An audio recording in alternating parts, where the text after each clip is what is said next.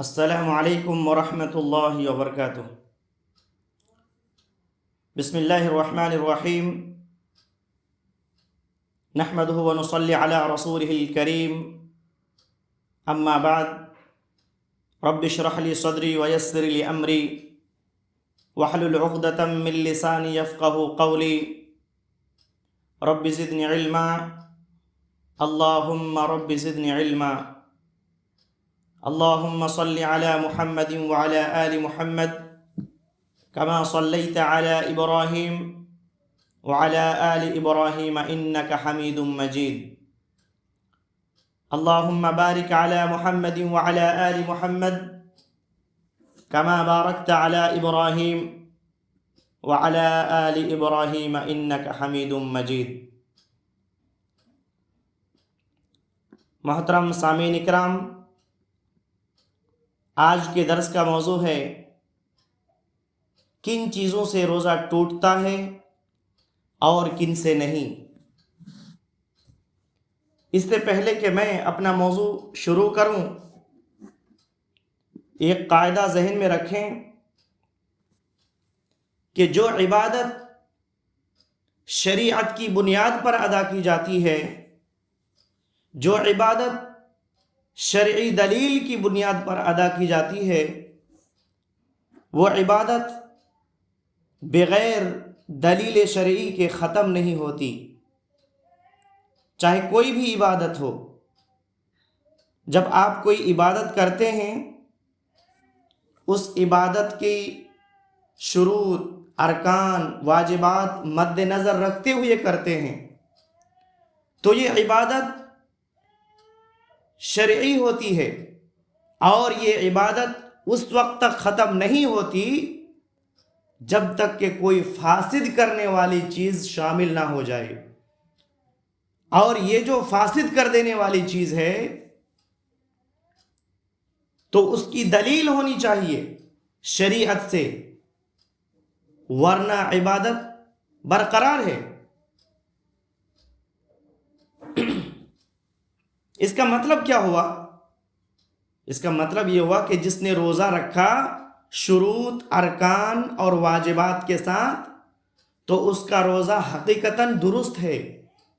جو لوگ کہتے ہیں کہ اس کا روزہ ٹوٹ گیا ہے، اس کو دلیل بیان کرنی چاہیے کہ کس دلیل کی بنیاد پر کہہ رہے ہیں کہ روزہ ٹوٹ گیا ہے۔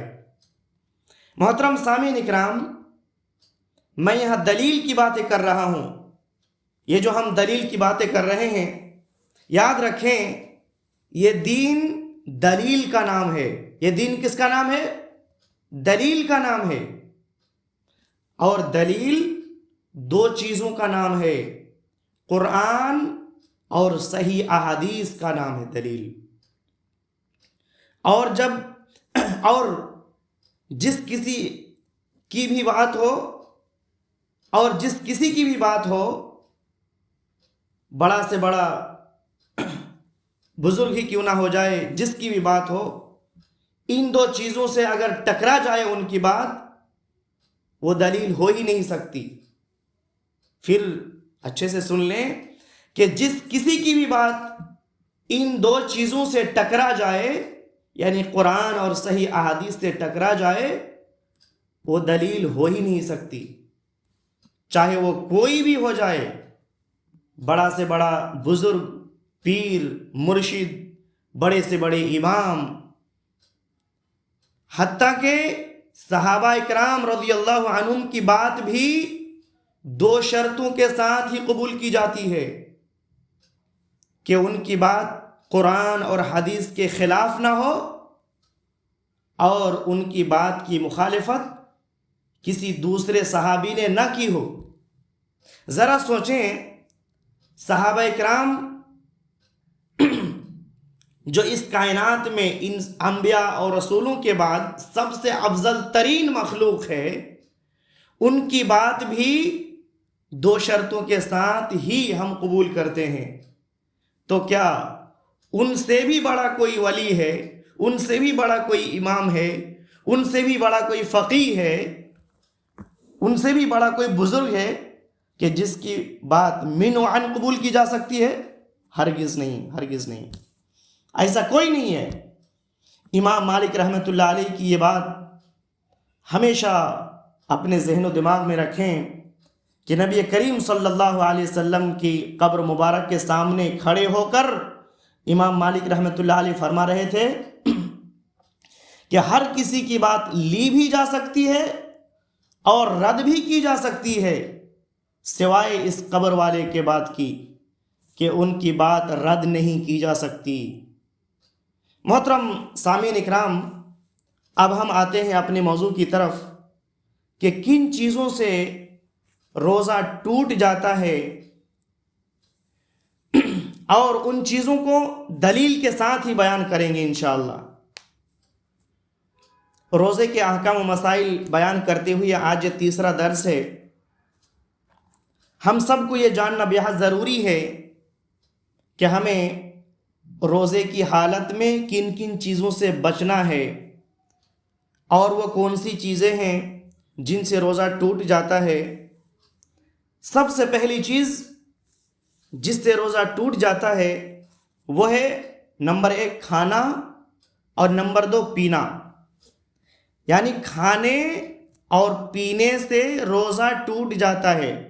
اللہ تعالیٰ نے سورۃ البقرہ آیت نمبر 187 میں ارشاد فرمایا وَكُلُوا وَاشْرَبُوا حَتَّى يَتَبَيَّنَ لَكُمُ الْخَيْطُ الْأَبْيَضُ مِنَ الْخَيْطِ الْأَسْوَدِ مِنَ الْفَجْرِ، اور اس وقت تک کھاؤ پیو جب تک کہ سفید دھاری کالے دھاری سے الگ نہ ہو جائے، اور روزے کو مکمل کرو رات تک، یعنی مغرب تک، فجر سے لے کر مغرب تک۔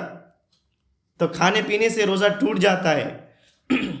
نمبر 3، جو کھانا پینا تو نہیں ہے لیکن کھانے پینے کی جیسی چیز ہو جس میں غذائیت موجود ہو، یعنی ایسی چیز سے بھی روزہ ٹوٹ جاتا ہے جو کھانا پینا تو نہیں ہے لیکن کھانے پینے کی صورت ہے، جیسے کہ گلوکوز کا انجیکشن لگوانا، طاقت کا انجیکشن لگوانا، اس سے بھی روزہ ٹوٹ جاتا ہے۔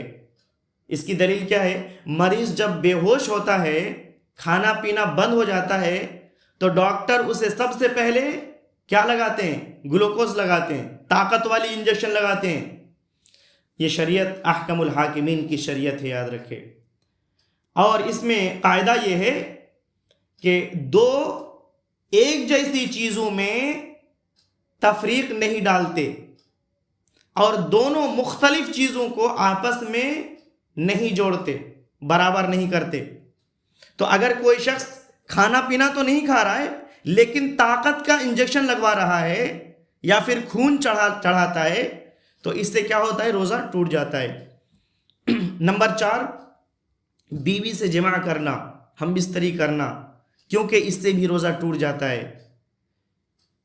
دلیل سورۃ البقرہ آیت نمبر 187 میں اللہ تعالیٰ نے ارشاد فرمایا فَالْآنَ بَاشِرُوهُنَّ وَابْتَغُوا مَا كَتَبَ اللَّهُ لَكُمْ، رات کے وقت اپنی بیوی سے مباشرت کرو اور جو اللہ نے آپ کی قسمت میں نیک صالح اولاد لکھی ہے اسے طلب کرو۔ لہٰذا روزے کی حالت میں جمع کرنے سے روزہ ٹوٹ جاتا ہے۔ اور صحیح بخاری میں بھی ایک مشہور قصہ موجود ہے۔ ایک شخص نبی کریم صلی اللہ علیہ وسلم کے پاس آتا ہے اور آ کر کہتا ہے اے اللہ کے نبی صلی اللہ علیہ وسلم، میں ہلاک ہو گیا، میں برباد ہو گیا۔ اللہ کے نبی صلی اللہ علیہ وسلم فرماتے ہیں کہ کیا وجہ ہے، کیوں ہلاک ہو گئے؟ تو اس نے کہا کہ میں نے روزے کی حالت میں اپنی بیوی سے ہم بستری کر لی ہے۔ تو آپ صلی اللہ علیہ وسلم نے ان سے فرمایا کہ ایک غلام آزاد کرو، یہ تمہارا کفارہ ہے۔ اس نے کہا کہ میں فقیر ہوں، میں ایک غلام آزاد نہیں کر سکتا۔ تو آپ صلی اللہ علیہ وسلم نے فرمایا کہ 2 مہینے کا مسلسل روزے رکھو۔ اس نے کہا کہ نہیں، میں اس کی بھی طاقت نہیں رکھتا۔ تو آپ صلی اللہ علیہ وسلم نے فرمایا کہ 60 مسکینوں کو کھانا کھلاؤ۔ اس نے کہا کہ میں فقیر ہوں، میں کیسے کھانا کھلا سکتا، میں یہ بھی نہیں کر سکتا۔ تو نبی رحمت صلی اللہ علیہ وسلم کے پاس ایک شخص ایک ٹوکری کھجور کا لے کر آتا ہے، تو آپ صلی اللہ علیہ وسلم اس کھجور کی ٹوکری کو اٹھاتے ہیں اور اس کے حوالے کر دیتے ہیں کہ جاؤ اور مدینے کے فقیروں میں تقسیم کر دو۔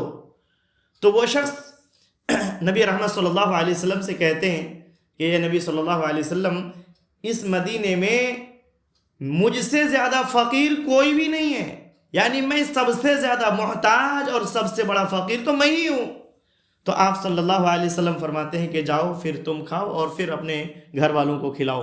معلوم ہوا کہ جماع سے روزہ ٹوٹ جاتا ہے، یعنی ہم بیوی سے ہم بستری کرنے سے روزہ ٹوٹ جاتا ہے، اور اگر کوئی شخص یہ گناہ کر لے، یہ اس کام کو انجام دے دے، تو اس کا کفارہ کیا ہے؟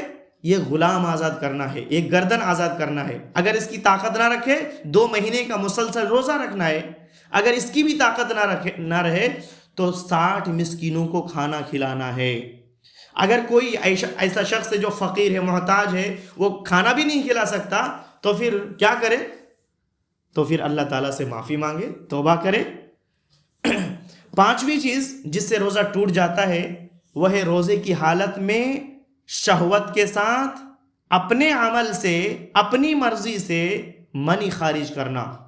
علامہ ابن عثیمین رحمۃ اللہ علیہ فرماتے ہیں کہ ایسے عمل سے روزہ ٹوٹ جاتا ہے، اور اس کی دلیل نبی کریم صلی اللہ علیہ وسلم فرماتے ہیں یدع طعامہ وشرابہ وشہوتہ من اجلی۔ اللہ تعالیٰ فرماتا ہے بندہ اپنا کھانا پینا اور شہوت میرے لیے چھوڑتا ہے۔ صحیح بخاری میں یہ حدیث موجود ہے۔ تو شہوت میں منی کا خارج ہونا اور جمع بھی شامل ہے۔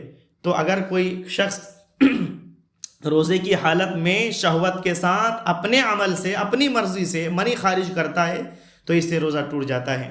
ہاں، اگر مزی یا ودی خارج ہو جائے تو اس سے روزہ نہیں ٹوٹے گا، یا پھر سوتے ہوئے کسی کا احتلام ہو جائے، سو رہا ہے روزے کی حالت میں، احتلام ہو گیا تو اس سے روزہ نہیں ٹوٹے گا۔ اسی طریقے سے نمبر 6، حیض کا خون جاری ہونا۔ حیض یا نفاس کا خون جاری ہونے سے روزہ ٹوٹ جاتا ہے۔ اگر کوئی ایسی عورت ہے کہ پورا دن روزے کی حالت میں ہے، روزہ افطاری کرنے سے 1 منٹ 2 منٹ پہلے اس کا حیض شروع ہو گیا، یاد رکھیں اس کا روزہ باطل ہو گیا۔ اب جب تک حیض کی حالت میں رہے گی تب تک اس کا روزہ نہیں ہوگا، نہ روزہ رکھے گی نہ نماز پڑھے گی۔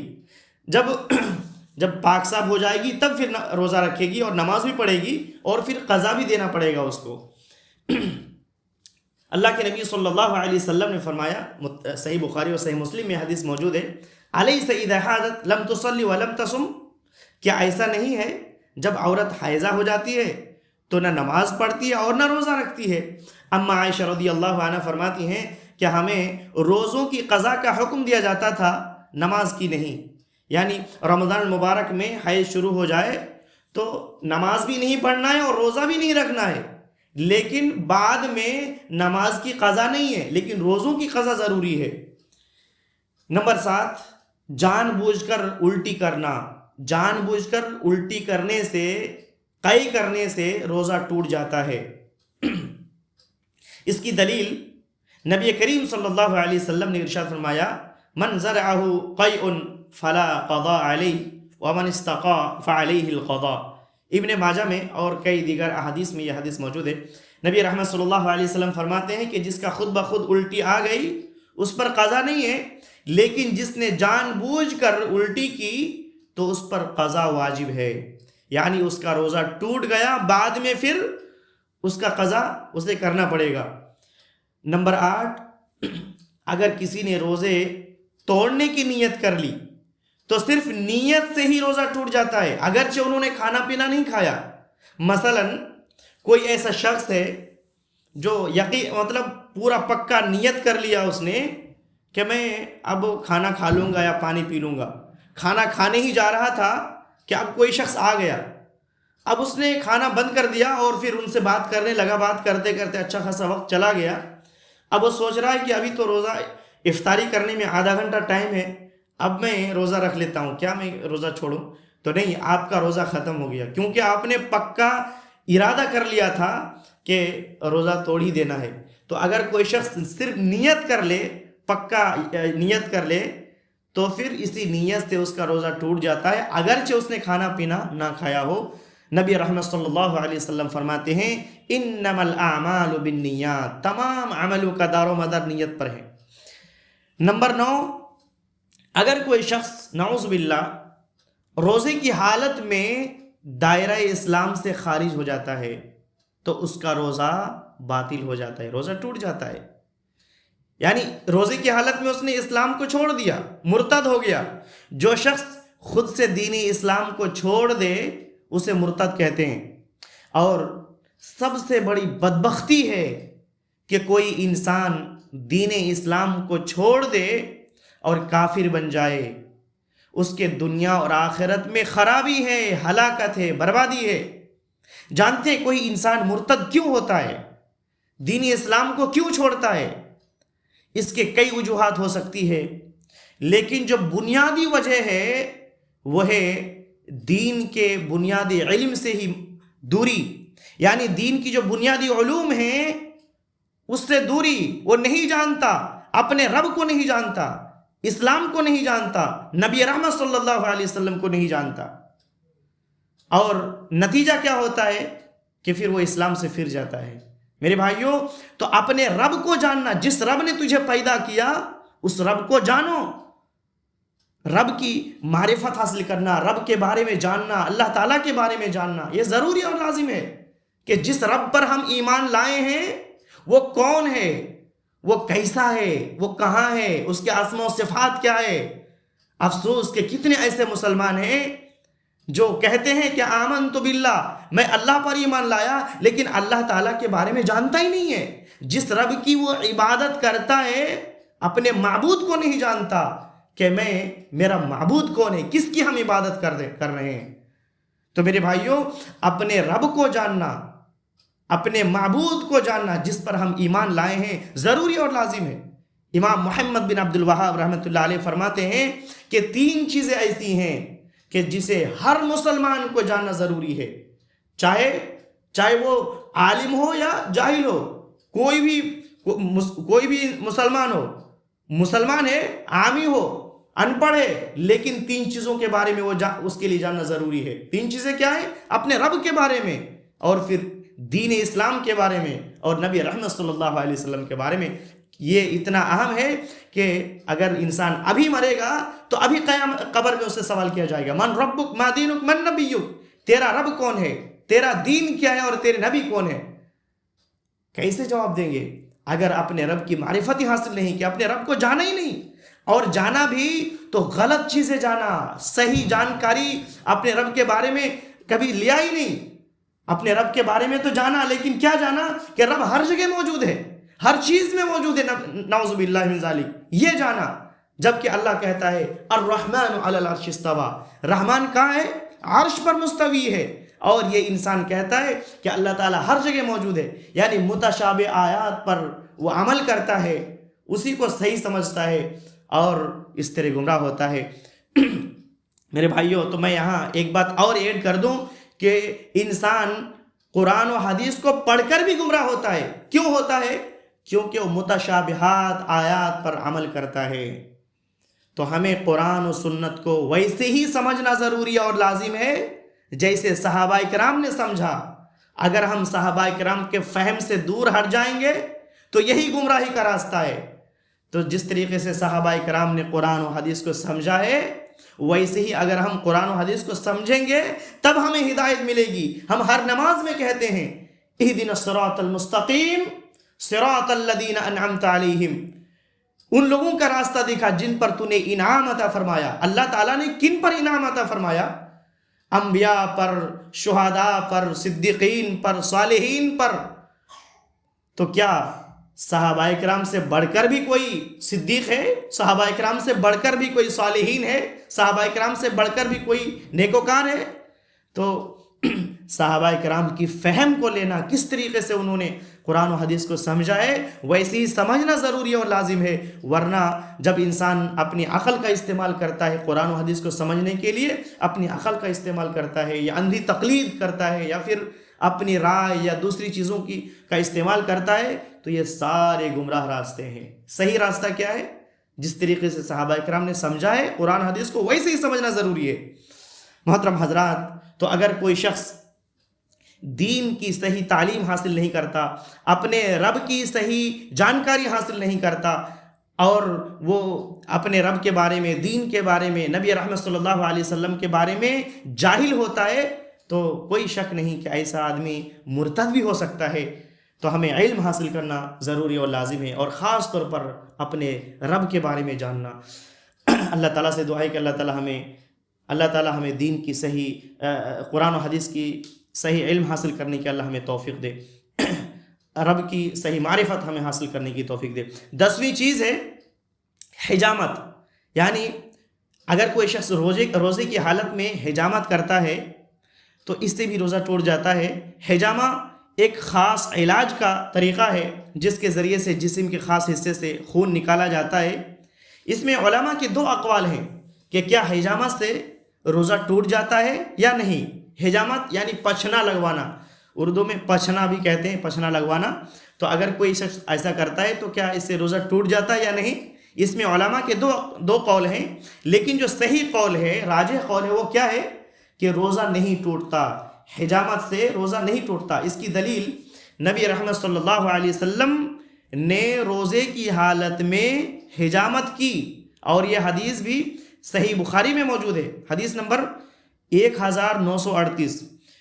تو اس کا مطلب یہ ہے کہ جو پہلی حدیث ہے جس میں یہ کہا گیا افطر الحاجم والمحجوم، حجامت کرنے والا اور جس کی حجامت کی جا رہی ہے دونوں کا روزہ ٹوٹ گیا، تو یہ حدیث منسوخ ہو گئی ہے۔ علامہ ناصر الدین البانی رحمۃ اللہ علیہ فرماتے ہیں کہ یہ حدیث منسوخ ہو چکی ہے۔ تو صحیح قول یہ ہے کہ روزہ حجامت سے روزہ نہیں ٹوٹتا۔ محترم حضرات، تو ہم نے اب تک وہ چیزیں سیکھی کہ کن کن چیزوں سے روزہ نہیں ٹوٹتا، جن چیزوں سے روزہ ٹوٹ جاتا ہے، کن کن چیزوں سے روزہ ٹوٹ جاتا ہے، ہم نے وہ چیزیں سیکھی ہیں۔ محترم حضرات، اب ایک شخص ہے جس کو صرف اتنا معلوم ہے کہ روزہ رکھنا فرض ہے، یہ رمضان کا مہینہ ہے، روزہ رکھنا فرض ہے، اس کو نہیں پتا کہ جان بوجھ کر الٹی کرنے سے یا دوسری چیزیں جس سے روزہ ٹوٹ جاتا ہے، یہ کرنے سے روزہ ٹوٹ جاتا ہے، اس کو پتہ نہیں ہے، اور وہ پھر جان بوجھ کر الٹی کر لیتا ہے یا ایسی چیزیں کر لیتا ہے جس سے روزہ ٹوٹ جاتا ہے، اور اس کو پتہ نہیں ہے، وہ سمجھتا ہے کہ اس سے روزہ نہیں ٹوٹے گا۔ تو یاد رکھیں، اگر لا علمی میں انہیں پتہ نہیں ہے کہ ان چیزوں سے روزہ ٹوٹ جاتا ہے اور پھر وہ عمل کر لیتا ہے، تو اس سے روزہ اس کا نہیں ٹوٹتا۔ اور اس کی دلیل اللہ تعالیٰ نے فرمایا ربنا لا تؤاخذنا ان نسینا او اخطانا، اے ہمارے رب ہمارا مؤاخذہ نہ کرنا ان چیزوں میں جو ہم سے بھول میں یا غلطی سے ہو جائے۔ لیکن کیا ہمیں علم حاصل کرنا ضروری نہیں؟ یعنی ذرا سوچیں کہ روزہ یا ارکان اسلام کا چوتھا رکن ہے، تو کیا ہمارے لیے ضروری اور لازم نہیں کہ جو اسلام کے ارکان ہیں اس کے بارے میں مسلسل صحیح علم حاصل کریں؟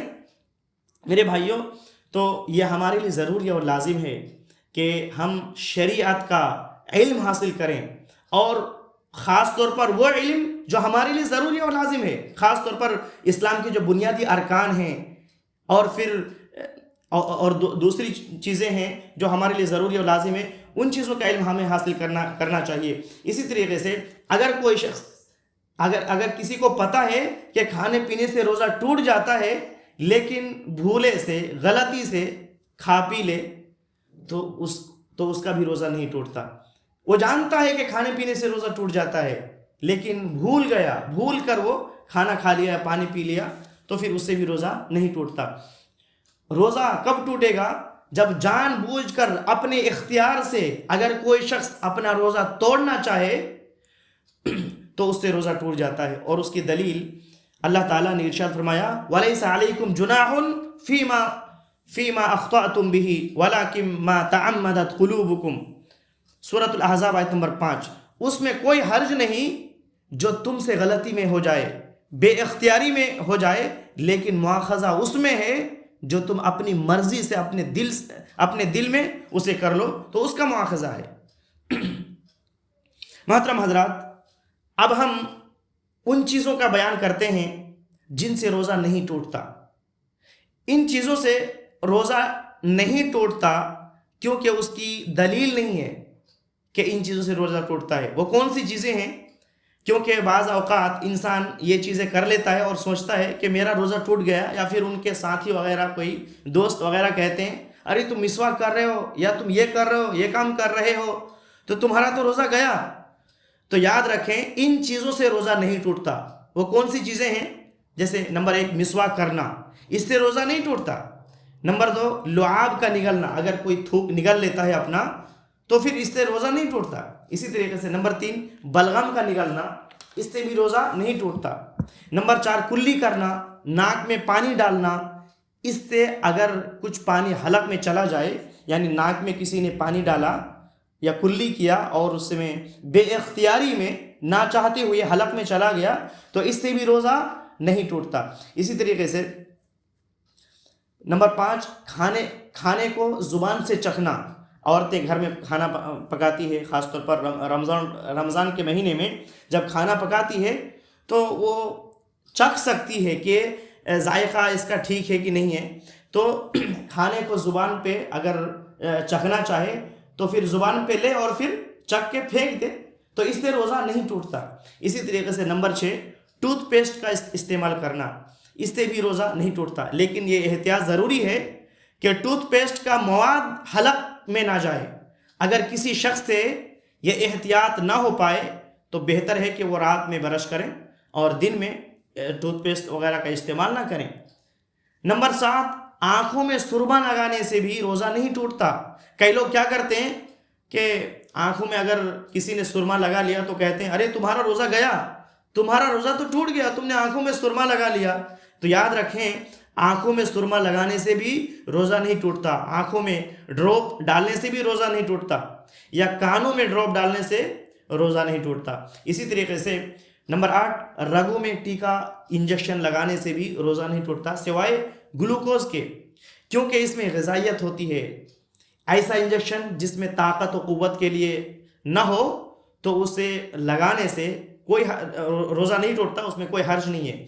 لیکن اگر کوئی ایسا انجیکشن لگاتا ہے جس میں طاقت ہو تو اس سے پھر روزہ ٹوٹ جاتا ہے.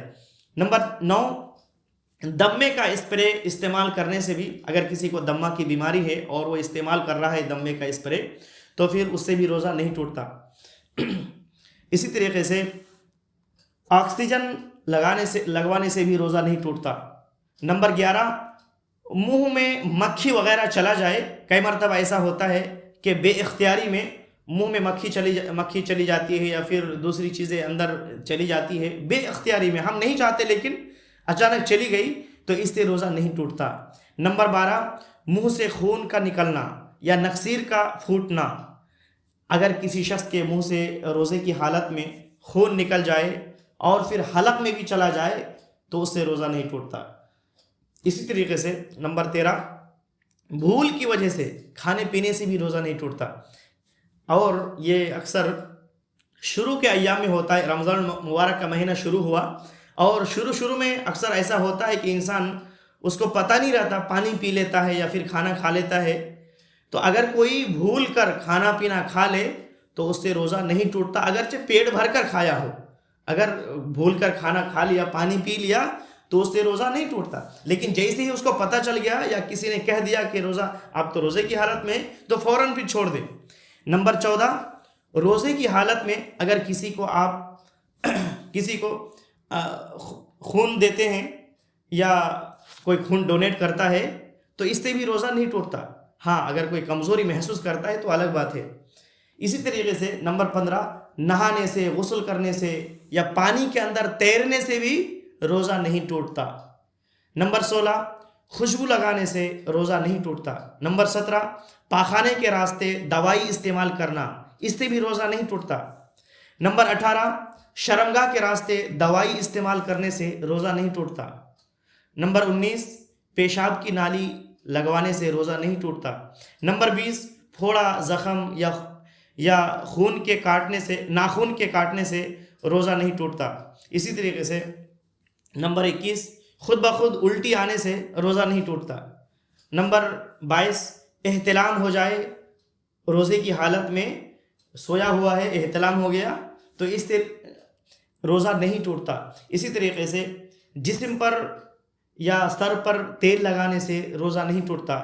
دانتوں کو نکلوانے سے بھی روزہ نہیں ٹوٹتا. زخموں پر ٹاکے لگانا یا پٹی لگانے سے بھی روزہ نہیں ٹوٹتا. اسی طریقے سے مرگی کا دورہ پڑ جانے سے بھی روزہ نہیں ٹوٹتا. اسی طریقے سے پانی سے غرارہ کرتے ہیں کوئی تو اس سے بھی روزہ نہیں ٹوٹتا بشرطے کہ پانی حلق کے اندر نہ جائے. لیکن اگر بے اختیاری میں اگر کچھ پانی اندر چلا بھی جائے تو اس سے روزہ نہیں ٹوٹتا. لیکن خاص طور پر رمضان کے مہینے میں روزے کی حالت میں غرارہ زیادہ نہیں کرنا چاہیے کہ ایسا نہ ہو کہ پانی آپ کے حلق میں چلا جائے. اسی طریقے سے بھاپ لینے سے بھی روزہ نہیں ٹوٹتا. ناخن یا بال کٹوانے سے بھی روزہ نہیں ٹوٹتا. بعض لوگ کیا کرتے ہیں کہ رمضان کے مہینے میں روزے کی حالت میں بال نہیں کٹواتے, ناخن نہیں تراشتے, وہ سمجھتے ہیں کہ اس سے روزہ ٹوٹ جاتا ہے. محترم حضرات, تو ہم نے اور آپ نے آج کے درس میں یہ سیکھا کہ روزہ کن کن چیزوں سے ٹوٹ جاتا ہے, دلیل کے ساتھ آپ نے سیکھا, اور پھر یہ بھی سمجھا کہ کن کن چیزوں سے روزہ نہیں ٹوٹتا. اور پھر یہ قاعدہ جو میں نے سب سے پہلے بیان کی تھی وہ قاعدہ ہمیشہ ذہن میں رکھیں کہ جو عبادت شرعی دلیل کی بنیاد پر ادا کی جاتی ہے وہ عبادت بغیر دلیل شرعی کے ختم نہیں ہوتی, چاہے وہ کوئی بھی عبادت ہو. جس نے روزے کے شروط, ارکان, واجبات کے ساتھ روزہ رکھا تو اس کا روزہ حقیقتاً درست ہے. اب اگر کوئی یہ کہے کہ اس کا روزہ ٹوٹ گیا تو اسے دلیل بیان کرنا ضروری ہے کہ وہ کس دلیل کی بنیاد پر کہہ رہا ہے کہ اس کا روزہ ٹوٹ گیا. دلیل ضروری ہے. محترم حضرات, ہم اللہ تعالیٰ سے دعا کرتے ہیں کہ اللہ تعالیٰ ہمیں علم نافع اور عمل صالح کی توفیق دے. اللہ تعالیٰ ہمیں قرآن و حدیث کو صحیح سے سمجھنے اور اس کے احکامات پر عمل کرنے کی توفیق دے. آمین. وآخر دعوانا ان الحمد للہ رب العالمین. السلام علیکم ورحمۃ اللہ وبرکاتہ. سبحانک اللہم وبحمدک واشہد ان لا الہ الا اللہ واستغفرک واتوب الیک.